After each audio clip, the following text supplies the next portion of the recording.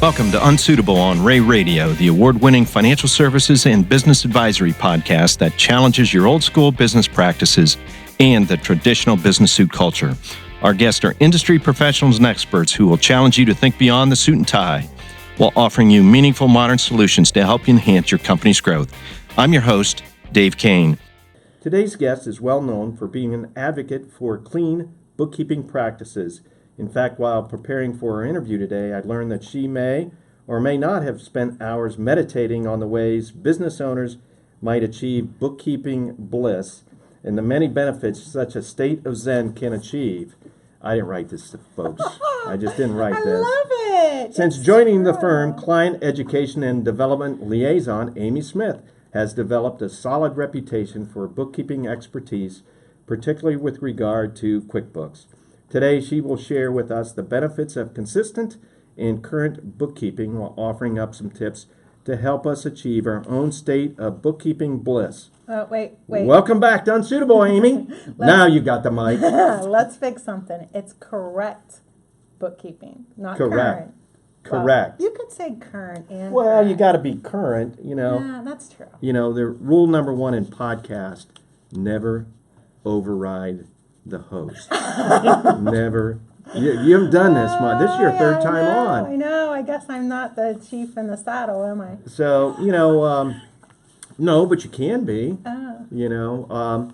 A couple things I want to kind of change the way we approach bookkeeping today in our discussion. Okay. You know, we were going to go through the old boring debits, credits. I guess you don't do debits and credits in QuickBooks anymore. No, I don't really know the difference between a debit and a credit. Yeah, well, you did it one time. I still do. So have you got any more awards or designations for QuickBooks? The last time I checked, I think you had them all. Yeah, I'm getting ready to renew my advanced certification, and next month I'm headed out to Utah for the big Scaling New Heights conference, so I'm excited about that. It's a 5-day conference and learn all the new things, and how the big buzz is AI. Sure.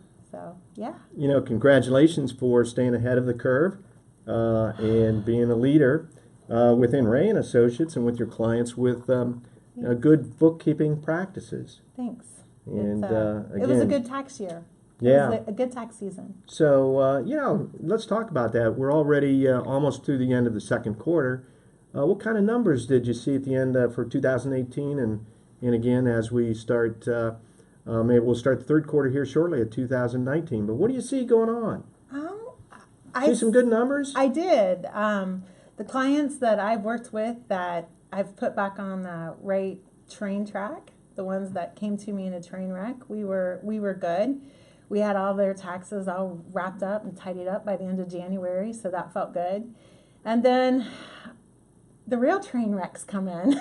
The real ones. The ones that you don't see all year. And but it was great for me that I am now able to go back and help people that came to us that were in a mess, and offering good, solid solutions for them, helping them develop new processes. Because really at the end, it's kind of selfish on our part, because we want to make them easy clients for us. And so that way we can avoid all those messes going into March, Sure. Beginning of April.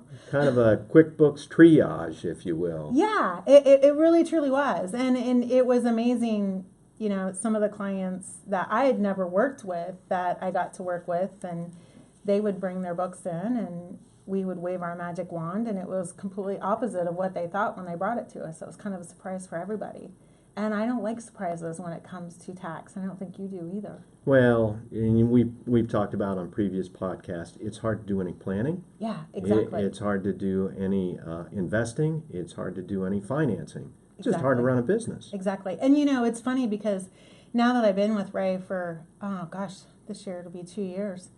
Time flies. But I get my biggest referral source is banks. Bankers love me. Because I just, and I've had a few bankers that says, I'll basically, as much as legally as I can, make it contingent that they work with you. Sure. And again, I can see why that is, because you know how to get this done into the final final process.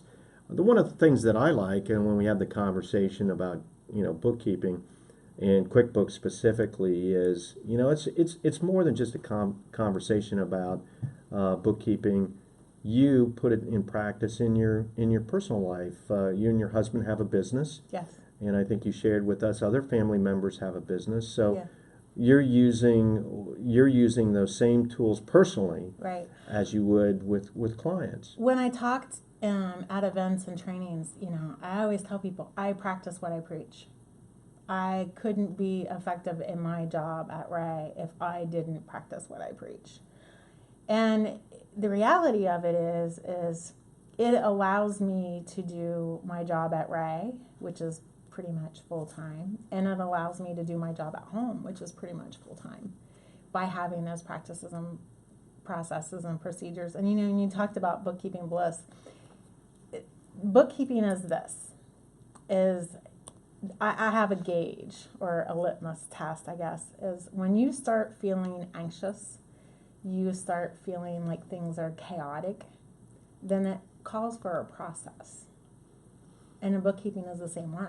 When you don't know what your numbers are, when you don't know what your payables are, when you don't know how much money you have coming in, your inventory is totally out of control.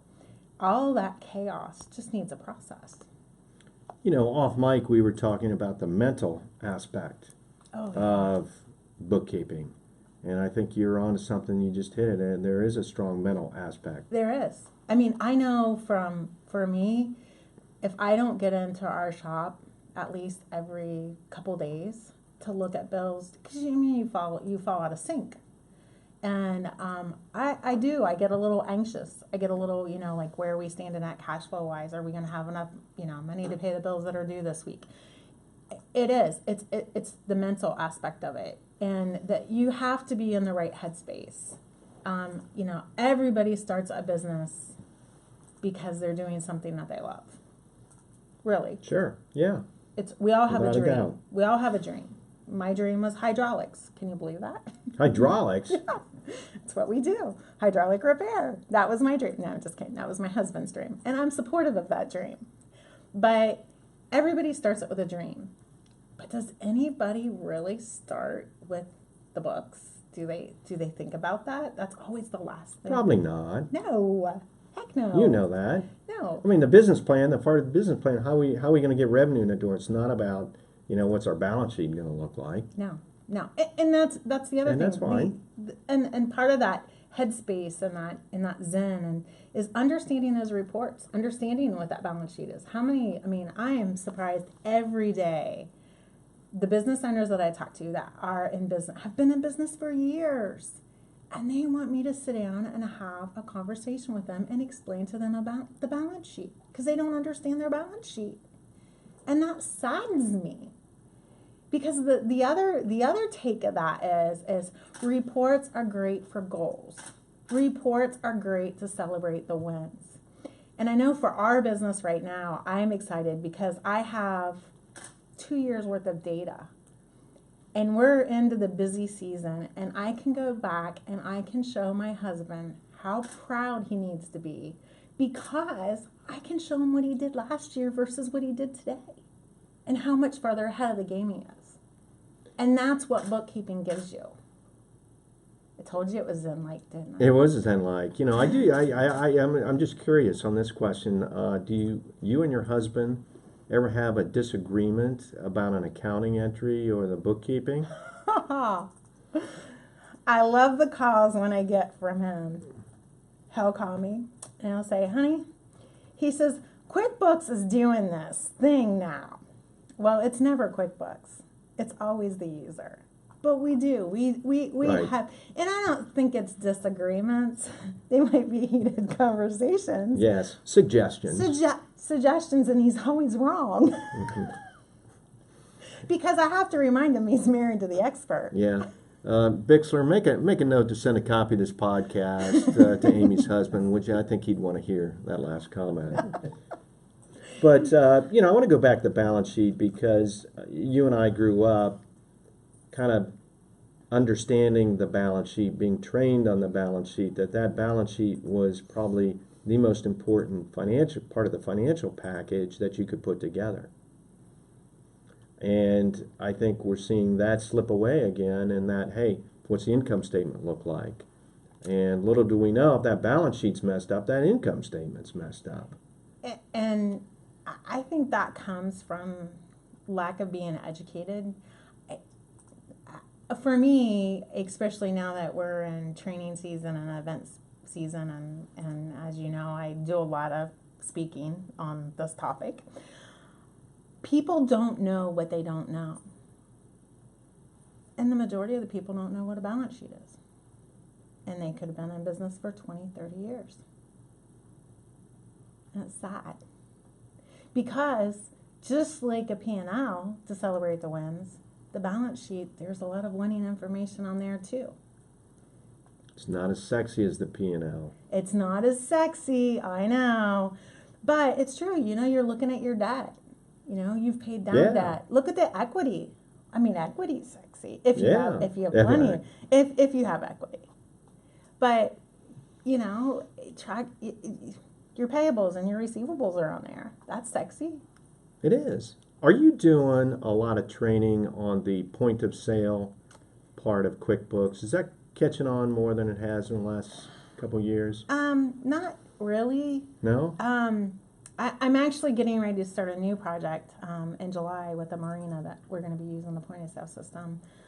We personally do not use a point of sale system because we're based more like a manufacturer, the way we do assemblies and things of that nature.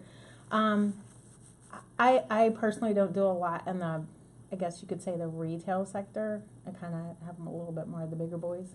But, Okay. And a lot of the restaurants that I do work with, they have their own proprietary point of sale system, and then we just entry in. How would you respond if a business owner, you were talking about point of sale, and he said, hey, Amy, let's go get a drink and talk about point of sale? How would you respond to that? Wow. I'd be open to it. Open to the conversation. Yeah. I think he was hitting on you, probably. It possibly could be. It's those little Q words, you know. Point of sale. Point of sale. Point yeah, of that sale. just got you going, huh? Yeah. So. I am so going to get fired. Sorry, Chad Bice. Oh, well, we can find your spot somewhere. Okay, thanks. Yeah. Thanks. You know, you can be a guest host on Unsuitable on Ray Radio. Yeah. You could do that. You could do a podcast. Yeah. You'd mentioned you're doing some teaching. You have any seminars coming up in the July, August, September timeframe? September. We have some in June coming up. We're doing Muskingum, Zanesville Chamber, Marietta Chamber. I believe I have an event in May at the Columbus Arts Center. And July and August, I try to scale back a little bit because everybody's vacation. busy.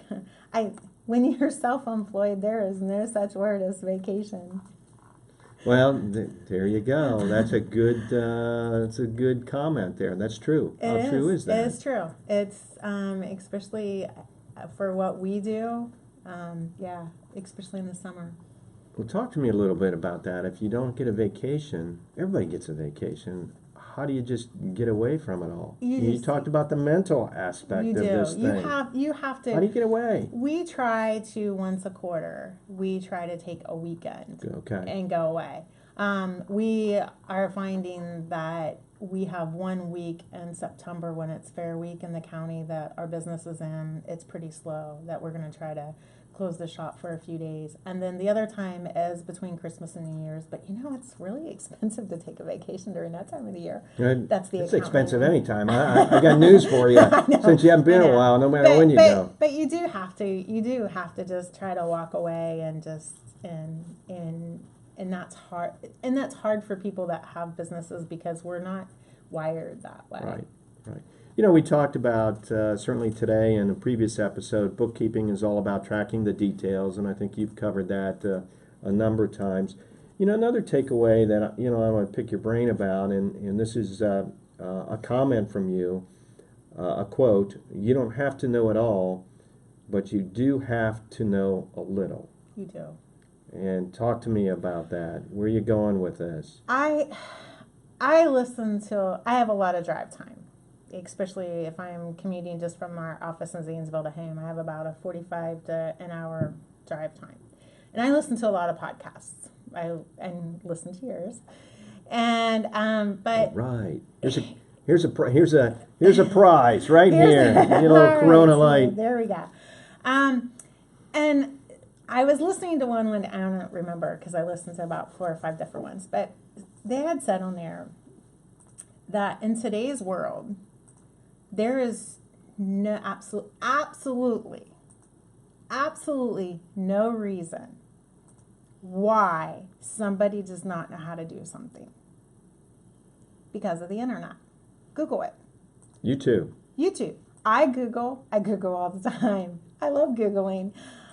If I have a client that I haven't done something for a while, I Google it, or I look for a YouTube video. I know Abby, our marketing guru here, she's, we've talked about doing videos. I'm like, oh, we don't need to do videos. Trust me, there is a slew of videos out there on how to do things in QuickBooks. I send links to clients all the time. Right. To show them how to do something. There is absolutely, and the same thing applies to accounting language and lingo and basic accounting debit and credit entry. There's no reason why you don't understand it. And if you say that you don't understand it, then, you probably shouldn't be in business, or you might be a little bit on the lazy side. Sure. Yeah, you can read, you can research, ask questions. I think you certainly are available. Make yourself available to your clients and also the team members of Ray around the firm. So you're quite famous in this area. But I guess is if I'm a client looking to use you, I think I want to use you to train my staff, my accounting staff, and I also want you to kind of button up the numbers every now and then, change the oil, take a look behind the scenes to make sure that, even though my bookkeeper may not know it all, she knows enough to get, or he knows enough to get the books in order, but you can kind of put a seal of approval on it. Yeah, and that's kind of how my role has matured. I actually have a role now, Dave. Yeah, you have a role. I do. Yes. I do. We have a kind of a game plan, Good for you. Yeah. Good for you. I want to just, again, pick your brain about certain My brain's difficult starting to hurt. areas. You do need to get some personality training. I know you're a little bit backward and been very hard to interview. I'm sorry. I'll work on that. Yes. Oh, wait a minute. There won't be no next time with you. No, you'll be with a new host. Yeah. At that point in Mr. time. Doug. Yeah. Inventory in QuickBooks. Gosh. Is that the toughest to crack? The tough area? Yeah. It can be. You do have to do some studying for that. That's tough. That's the tough part. That is the tough part. I know with our business, because we are heavily inventory based, it's hardcore processes and procedures. And if you skip a process and a procedure, you're going to have a mess. Again, there's the mental aspect. Yeah. And the stress. And when that creeps in, we need a process. That's right. And I will tell you that I have my husband really well trained in that. Let's get him on the line to see if that might be fake news. Let's verify that. What about payroll? Is that, I've seen some QuickBooks reports where the payroll's, got a negative number, and, that seems to be a difficult one. And maybe that shouldn't be. I am a very big advocate for outsourcing payroll. Why? Why bring that mess in? The laws change frequently. We have expert people. We charge very little to do that service. Instead of trying to do it yourself. Because 95% of the bookkeepers that are out there working in a small business are a bookkeeper by chance. That's it. Right. I cannot tell you how many times people will call me and say, hey, I just hired Sally. She's going to be your bookkeeper. I said, oh, does she know how to use QuickBooks? No, she's never ever touched it before. Why would you hire her? Because she's at the right price. Right price. Available. Has some bookkeeping knowledge, but limited. Right. So again, that's a good piece of advice. Even though you're in the business, you can teach it. Probably hiring it out to third party is a good idea. And if you don't hire all of it out, maybe they cut the checks, but you hire us, Ray, or whoever, to at least do the monthly reports, the quarterly reports, Right, in the year. sure. End. That way it all ties out. You know, under the new tax law changes, the switching from, you know, accrual based to cash basis has been, you know, a real tax strategy for a lot of businesses. And again, in QuickBooks, as long as it's set up, there's a way we could convert relatively quickly. Maybe I'm looking for you for confirmation. Maybe it's not as quick as I think it could. Let's put it this way: if I put you the old hound dog on this thing, you can get this fixed for me. Yeah. What happens is I use that as a test for a new client. I use it as a test to see how bad their books are. That was negative, wasn't it? How good their books are. Yes. So when you run a report, let's say we're going to run a balance sheet, and typically in QuickBooks it's always ran on accrual. So if you convert it to cash, in theory, what happens when you convert a balance sheet to cash? What should happen? You no longer have any receivables. Right. You may have certain payables and accruals. Is this a test? Yes, it is. Okay. And he just passed. Yeah. No, yeah, all right. Yeah. Thank you. Do I get a prize? Gosh, and he's retiring. We should keep him. Sorry. That wasn't too diff, but I didn't. But so that should happen. So your accounts receivable should drop off, and your accounts payable. Okay. What happens is if their accounts receivable and payable isn't correct, it stays on. And you're messed up. And you need some cleaning. Good. So in the next few minutes, let's kind of wrap up what we talked about. I think we went totally off script, but that's okay. Yeah. Mental aspect. You know, if you feel stressed, something's going on, maybe take a look at a process. Good books is like losing weight. Okay. It truly is. You got to work at it. You got to work at it. You got to work at it. And if somebody asks you for point of sale advice, go get a drink. We talked about that. Yeah. Certainly inventory, that's going to be very difficult. Just certainly understand that. That's just the way it is, no matter what bookkeeping platform you use. That's a very difficult area. You have to understand, especially if you're doing unit of measure conversions. And payroll, outsource. Yeah. And we haven't even talked about reconciling cash, but I can direct our listeners back to prior episodes where, you know, your cash has to be reconciled or you ain't touching it. Oh, I got a new client yesterday. Uh-oh. Cash has never been reconciled. The balance sheet on the tax return was out of balance. It was great. And certainly I think a message to our listeners that, you know, Amy will be this fall having several training sessions and go on to our website. I believe those will be on our website. I think it would be well worth your while for certainly the knowledge. And I think you'll find, and you see today, that Amy's pretty entertaining to talk to and talk with and listen. She's got a great idea, great personality. Thanks again for joining us today, Thanks. Amy. We're going to miss you. Thank you. I won't miss you guys, but you know, I feel pretty good with our clients in your hands with the bookkeeping. Thanks. Never felt better. Our guest again has been Amy Smith from Zanesville, Ohio. Actually, she resides in our Zanesville office, but is seldom there because she's always out at our clients all throughout Southeast Ohio and Central Ohio. So always on the go. Always fun to have you as a guest. Thanks so much. You've been a very special guest for us over the last couple years. Much appreciated. Thanks. Listeners, would you like to learn more about what to do to achieve bookkeeping bliss in your own business? Visit www.raycpa.com to access a wealth of bookkeeping insight. And while you're there, sign up for a monthly bookkeeping newsletter called Quick Tips, Tips and Tricks for Bookkeeping Success.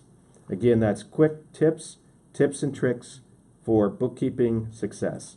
Finally, don't forget to subscribe to Unsuitable on your favorite media player or subscribe to Ray & Associates YouTube channel for a closer look at what's going on behind the mic during each of these episodes.